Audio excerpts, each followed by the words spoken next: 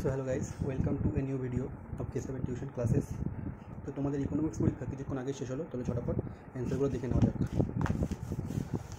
Question number 1, বিবৃতি ভারতের অর্থনীতিতে সেবা ক্ষেত্রের অবদান সবচেয়ে বেশি বৃদ্ধি পেয়েছে। রিজন দিয়েছে কৃষিক্ষেত্রের তুলনায় সেবা ক্ষেত্রে দক্ষ শ্রমিকদের চাহিদা বেশি। অ্যান্সার হবে এ। কোশ্চেন 2, চীনে গ্রেট লিপ ফরওয়ার্ডের মূল উদ্দেশ্য ছিল। অ্যান্সার হবে সি। নিম্নলিখিত কোশ্চেন 3, নিম্নলিখিত বৈশিষ্ট্যগুলির মধ্যে কোনটি ভারতের কৃষিক্ষেত্রে প্রযোজ্য নয়? অ্যান্সার হবে সি, ভারতের কৃষির জোটগুলির আয়তন খুব বড়। কোশ্চেন 4, সবুজ বিপ্লবের মধ্যে কোনটি পড়ে না? অ্যান্সার হবে আঞ্চলিক বৈষম্য। কোশ্চেন নাম্বার 5, কোনো ব্যক্তি বা পরিবারের সর্বাধিক যে পরিমাণ কৃষিযোগ্য জমি রাখতে পারে তাকে বলা হয়।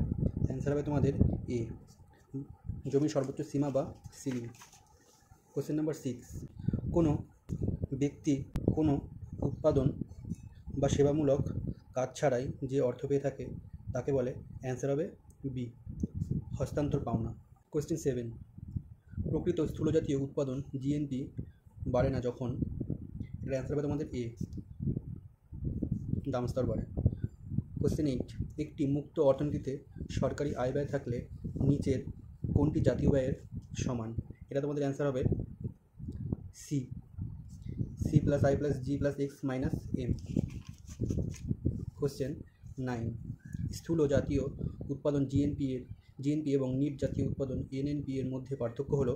তোমাদের অ্যান্সার হবে ডি, অবচয়। এই কোশ্চেনগুলো কালকে তোমাদের সাজেশনে দিয়ে দিয়েছিলাম। কোশ্চেন 10, সঠিক উত্তরটি দিয়ে শূন্যস্থান পূরণ করো। জাতীয় আয়ের পরিমাপের ড্যাশটি পদ্ধতি আছে। এটা তোমাদের অ্যান্সার হবে 3টি, বি। নেক্সট কোশ্চেন 11, কোন ধরনের বেকারিতে শ্রমিকদের প্রান্তিক উৎপাদনশীলতা শূন্য? নাম্বার 11, অ্যান্সার হবে তোমাদের এ, প্রচ্ছন্ন বেকারি।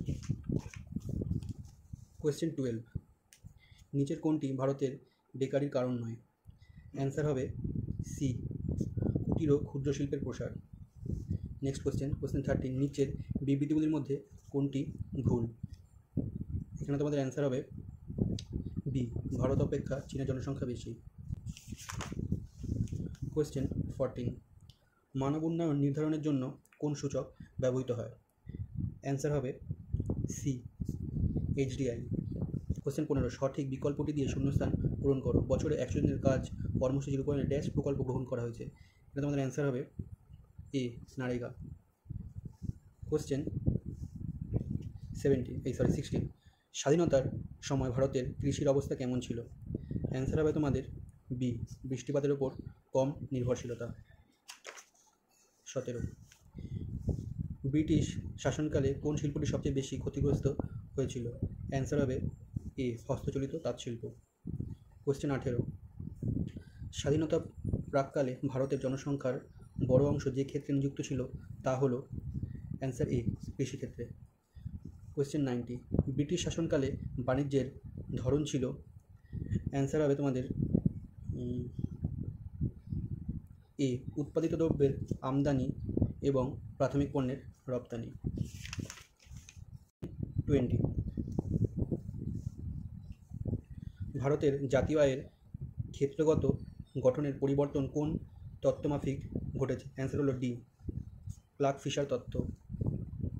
কোশ্চেন 21, একটি বদ্ধ অর্থনীতিতে যেখানে সরকার নেই ক্রস তির্যক মডেল আয়ের ভারসাম্য দেখায়। অ্যান্সার হবে তোমাদের বি, যেখানে 45 ডিগ্রি রেখা সি প্লাস আই রেখাকে ছেদ করে।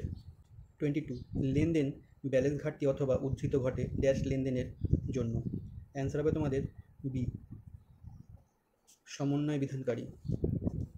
কোয়েশ্চেন 23, দৃশ্য বাণিজ্য ব্যালেন্স, অদৃশ্য বাণিজ্য ব্যালেন্স এবং একতরফা হস্তান্তরের নিট মূল্য হলো। এটা তোমাদের অ্যান্সার হবে এ, চলতি খাতের ব্যালেন্স। কোয়েশ্চেন 24, বছরের অবাধ শক্তি দ্বারা কোনো মুদ্রার দাম অপর কোনো মুদ্রার সাপেক্ষে নির্ধারিত হবার ব্যবস্থাকে বলে।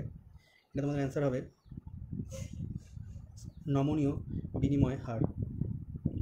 কোয়েশ্চেন 25, যদি কোনো দেশ তার মুদ্রার অবমূল্যায়ন ঘটায় তাহলে সেই দেশের। এটা অ্যান্সার হবে তোমাদের এ, রপ্তানি দ্রব্যের দাম কমবে এবং আমদানি দ্রব্যের দাম বাড়বে। কোয়েশ্চেন 26, নিম্নলিখিত কোনটি মধ্যবর্তী পর্যায়ের দ্রব্য? অ্যান্সার এ, ইস্পাত, যা গাড়ি তৈরির কাজে লাগে। কোয়েশ্চেন 27, একটা অঙ্ক দিয়েছে যেটার অ্যান্সার হবে তোমাদের বি, 160। কোয়েশ্চেন 28, নিম্নলিখিত কোনটি একটি দেশের জাতীয় আয় পরিমাপের জন্য একটি প্রধান সমস্যা? 28, অ্যান্সার হবে তোমাদের বি, অংশগঠিত ক্ষেত্রের আয়। কোয়েশ্চেন 29, কেইনসীয় তত্ত্বে অনুমান করা হয় যে স্বল্পকালে আয় বাড়লে গড় ভোগ প্রবণতা কী হবে? তাহলে এটার অ্যান্সার হবে তোমাদের বি, কমে।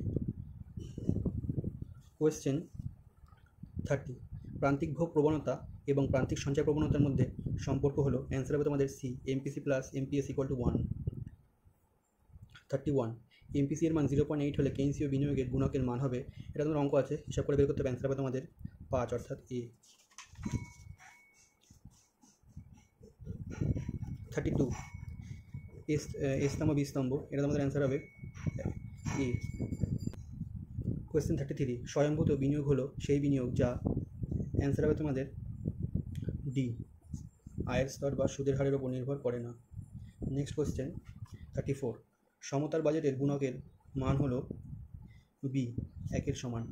35, মৃত ব্যয়িতার বাধার প্রধান বক্তব্য হলো, অ্যান্সার হলো তোমাদের বি, মৃত ব্যয়িতা বাড়লে আয় স্তর কমে।